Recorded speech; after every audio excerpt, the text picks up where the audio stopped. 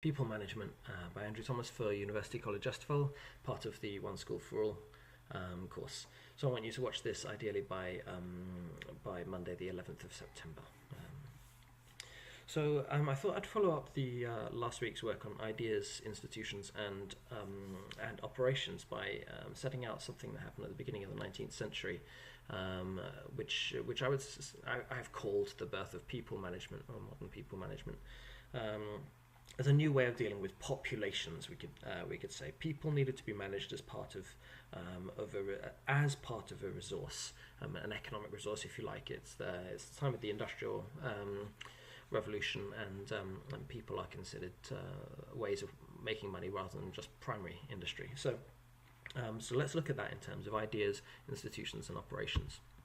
First of all, the ideas are we're just getting to the end of the Enlightenment season, so there's lots of ideas that are already in place, and a lot of ideas that are really coming to birth in dramatic ways. The obvious one is, of course, tolerance, epitomised here by the Statue of Liberty inscription: "Give me your tired, your poor, your huddled masses yearning to breathe free." So the idea is that it doesn't matter. Well, one of the freedoms of religious freedom, for example, it doesn't matter what kind of person you are. If you're a person, then you're welcome. So this idea of religious tolerance, but also tolerance of other oddities. So the fall of the Bastille, when people with various illnesses had been kept imprisoned, were now released. That's also a really important moment. Notice here we got also the inscription "A pluribus unum," one out of many, becoming one out of many. So there's also this issue of populations, this idea of populations, and like I said, we're moving away from primary industry, and you can examine an entire population and you can see what they do. You can take censuses and you can characterize those censuses, of course, according to gender and race and all kinds of ways. And however legitimate these forms of knowledge are, they became a reality, together with one enormous new factor of the 1800s, and that is what Ian Hacking has called the avalanche of printed numbers. You can count people, like I say, there's censuses, but that means also there is an idea of various constants in society. The constant of how much illness there is in a society, of how much criminality. You can count illnesses, you can count injuries, and that will range into that will make new things possible in terms of knowledge about populations. Okay, but let's move on to the institutions. As we examined when we visited Fredrikstad.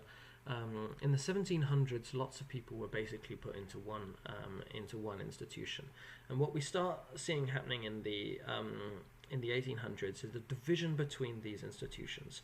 So typically, lots of institutions would be the one place, would be amalgamated, not even amalgamated. They started off as one place.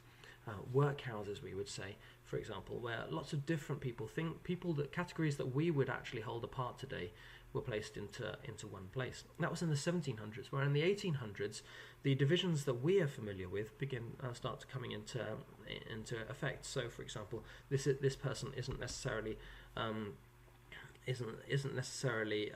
insane. They're just bad people.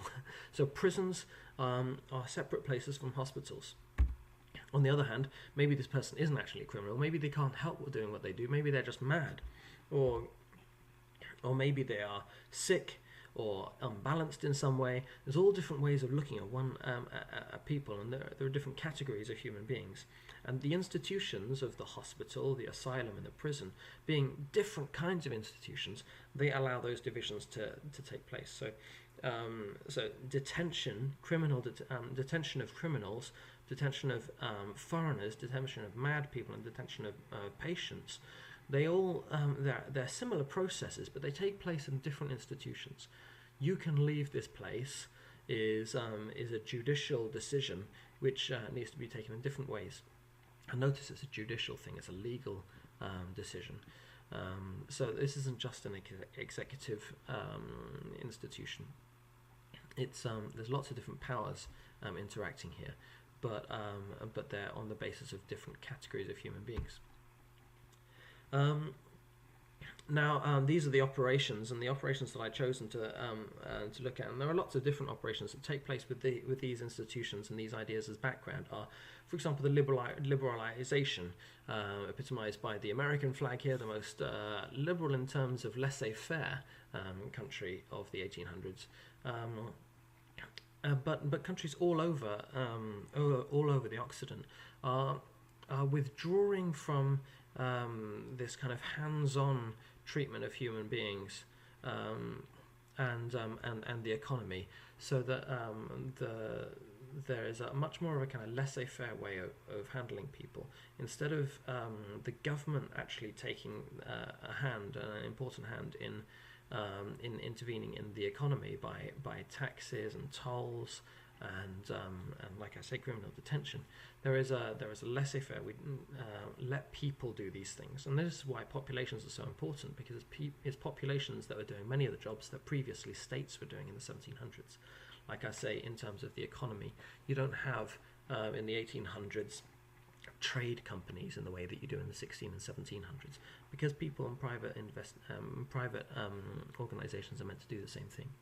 The second operation is these organizations like the Red Cross and the Red Crescent, which started up in this time, and they are morally based organizations that take civil roles. They will intervene in civil society and try and help out private hospitals, for example, or charitable hospitals. But they're also moralizing organizations, so they will help out both in terms of of giving people a way out of poverty and sickness, but also a way out of their perceived immorality. And against this background as well, we've got what I've put as in a plaster as the operation of the introduction of insurance companies.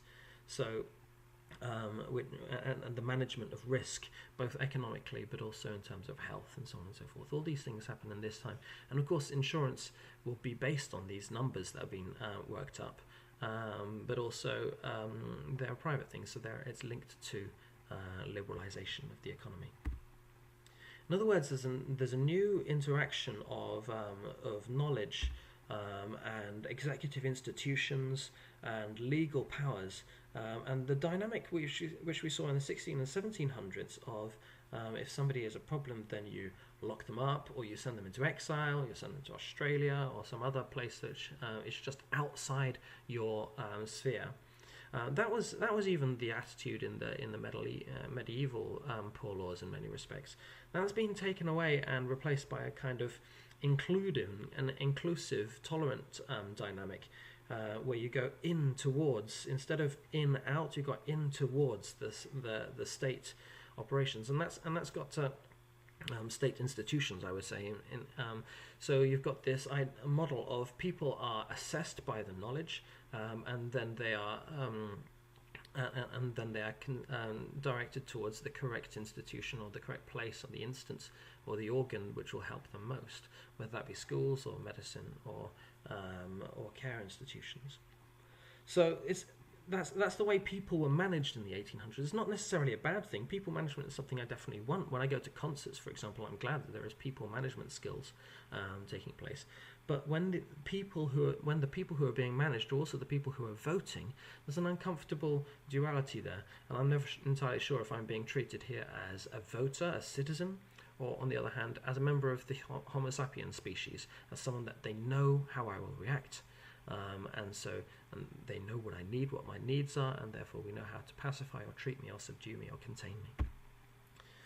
So that's the three different aspects, three different ways of looking at the skills of people management.